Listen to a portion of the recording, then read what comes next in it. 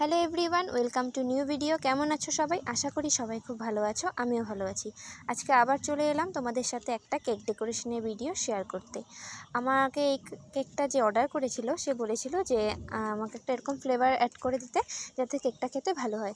যেহেতু সে আমার থেকে এবার ফার্স্ট টাইম কেক নিচ্ছে, তো সেরকম ফ্লেভারের ব্যাপারে হয়তো তার কিছু জানা ছিল না।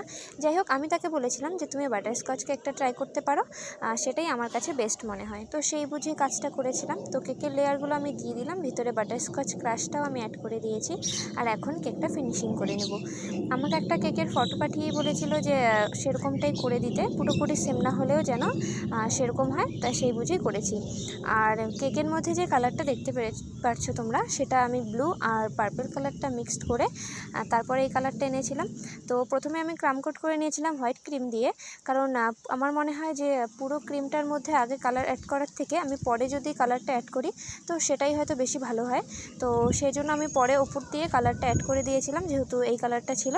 আর ডেকোরেশনটা খুবই সিম্পলের মধ্যে ছিল, উপরে জাস্ট কিছু সুগার বল দিয়ে ডেকোরেশনটা আমি কমপ্লিট করেছিলাম। কেমন লাগলো ফাইনাল লুকটা অবশ্যই জানিও। ভালো লাগলে ভিডিওটিতে একটি লাইক আর কমেন্ট করে দিও। Thank you.